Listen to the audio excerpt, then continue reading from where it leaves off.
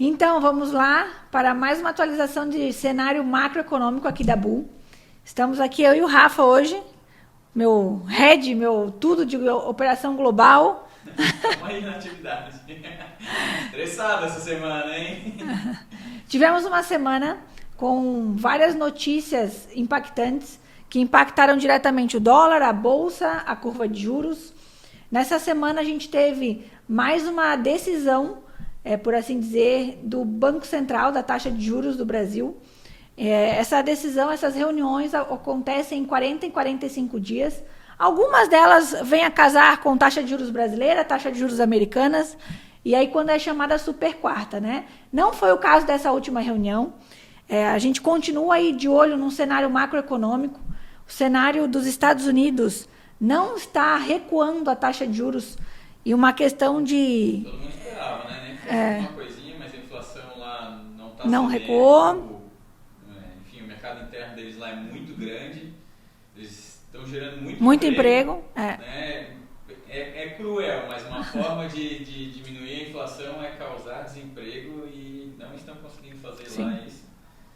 E aí acaba afetando também a nossa taxa de juros aqui, né? Se tem juros nos Estados Unidos, vai ter juros no Brasil também, né? A gente não pode ficar descolado deles, né? Até porque o Brasil tem mais risco do que lá nos Estados Unidos. Né? Perfeito. E até para explicar um pouquinho o que o Rafa falou, na parte, o que acontece? O nosso juro se permaneceu por unanimidade a 10,50 ao ano, tá? Nós saímos de 13,75.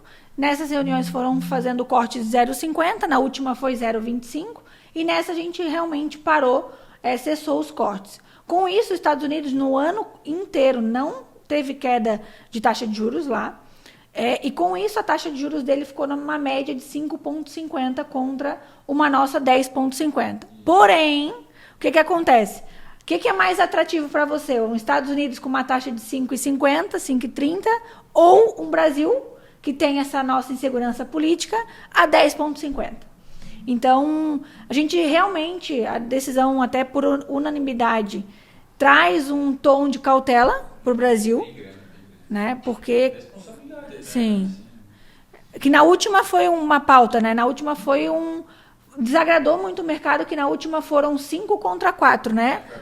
Foi 4 votos do governo atual e 5 votos do governo anterior. Foi isso, Rafa? Isso, né? E aí o pessoal já estava acreditando que o governo atual, na próxima, enfim, vai ter troca de cadeiras lá no Banco Central. Em dezembro, o Roberto Campos Neto sai como presidente do conselho, né? Aí o pessoal já estava pensando assim, olha, eu acho que o governo atual, então, na próxima vai cortar juros na canetada mesmo, independente de como esteja o cenário econômico. Né?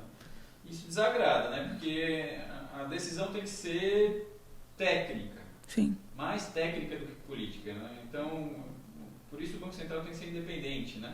Ele tem que ser um órgão técnico. Né? Sim.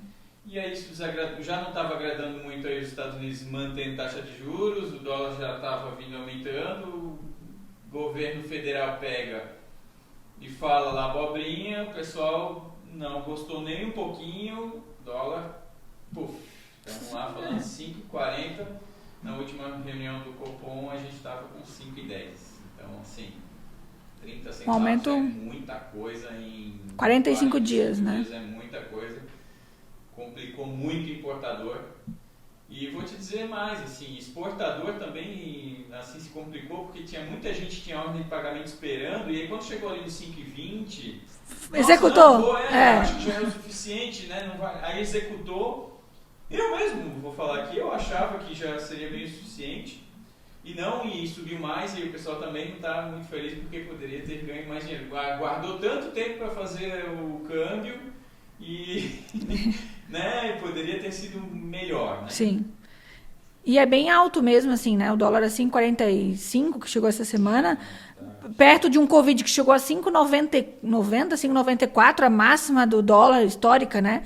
Tá mais alto nos últimos 2 anos o dólar. Então, é muita coisa. Só na pandemia que realmente a gente estava num cenário totalmente instável. Apocalíptico. Pensa, 5,90. Agora a gente está sem cenário de política, de eleição, sem, né? Só que não impactam assim, né? Teremos as eleições esse ano nos Estados Unidos, o início ali, sim, né? Já tá começando. Isso. A próxima reunião que a gente está de olho agora, que não vai ser a do Brasil, vai ser a do Fed, que vai acontecer dia 30 e 31 de julho.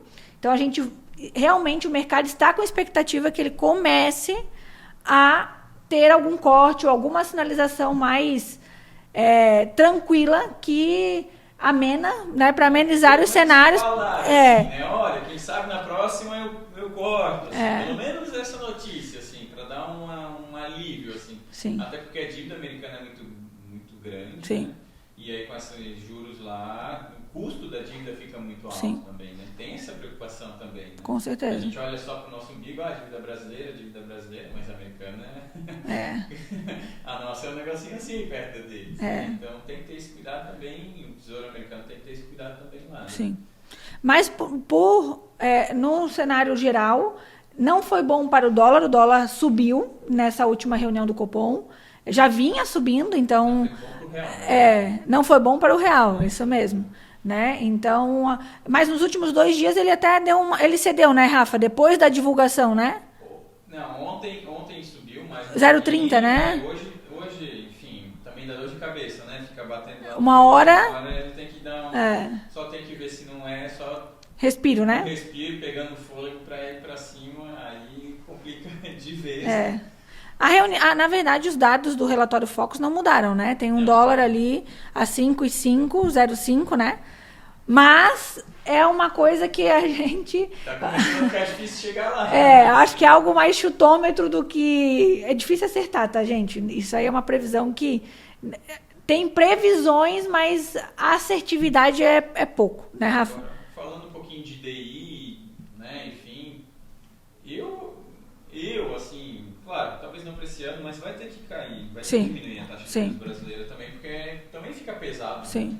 E aí com esse governo aí, enfim, se não for por fato técnico, vai ser por político. 2027, todas as cadeiras do Banco Central serão do governo atual. Então, tem essa questão aí, e aí, poxa, NTNB pagando 6 e tralalá. Dívida do governo aqui, muito prejudicada também. Mas aí, assim, para quem tem dinheiro para guardar, investidor aí, NTNB pagando super bem. Muito. Tem aí swap aí para você ficar aí na ponta ativa ali, né? Também dá para ganhar muita grana. Sim. Enfim, vai ter que cair, não tem? É uma situação assim, existe risco? Lógico, pode ter outra pandemia, ninguém espera. É uma coisa, né? Se não tivesse risco, estava todo mundo fazendo com tudo. Eu vendia meu apartamento para fazer também.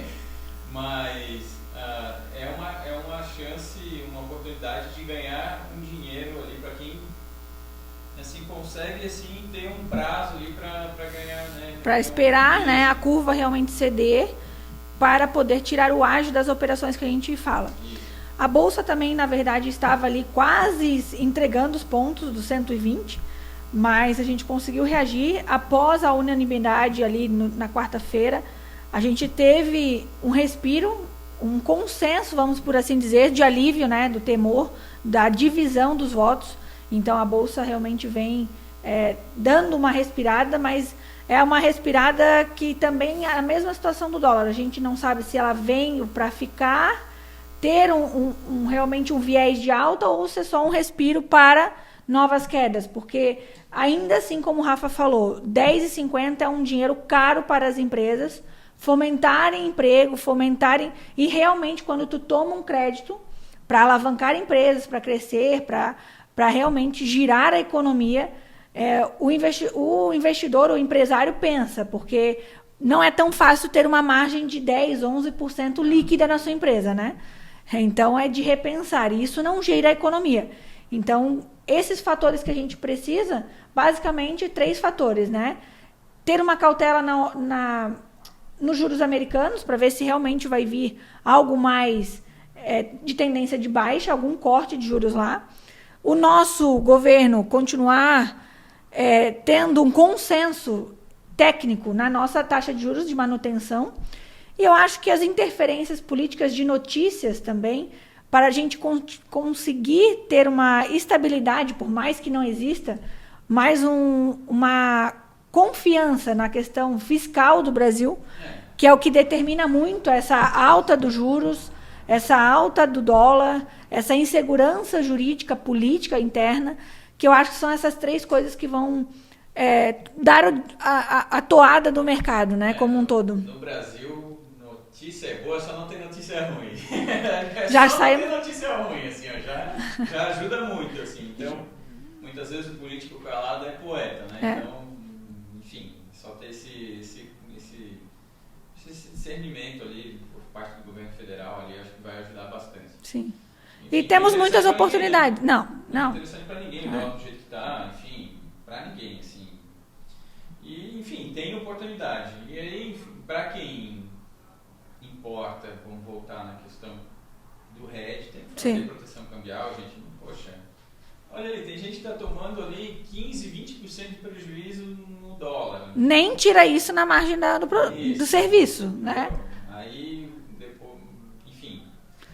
Eu acho que é segurança que bota na conta, bota na balança, bota na conta, igual um restaurante, né? Joga na conta do consumidor. Isso. E é uma segurança para a sua empresa, né? Porque a gente trabalha tanto e às vezes ficar por um viés ou não fazer uma proteção por um achar que não devo, achar que vai cair, ou achar que... a gente viu, temos muitos clientes nessa parte operando o câmbio, que a gente viu praticamente quase perder todo o trabalho feito durante muito tempo por conta de $1 que subiu na pandemia, por exemplo, né, Rafa?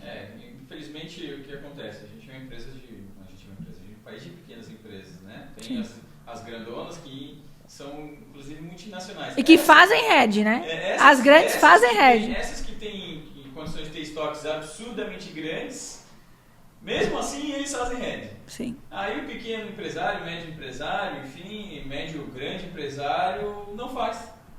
Aí muitas vezes ele não tem condição de ter um estoque absurdamente grande para ficar usando do estoque nesse período e não faz hedge. Ele fica literalmente na maré. Sim. Né? Sem motor, sem vela, sem nada. Ele está ali. Né? Realmente a sorte, né? do mercado.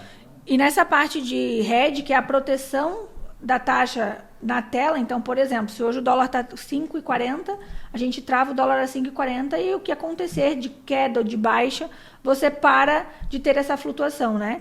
Quando muitas vezes a gente faz para as empresas aqui de comércio exterior, a gente faz a trava, às vezes o câmbio com caixa, que você já debita do seu caixa, já faz uma antecipação de pagamento para travar a sua operação, essa oscilação de mercado, ou o câmbio sem caixa, que você fica utilizando o seu fluxo de caixa e só faz a trava do fechamento, né, do câmbio.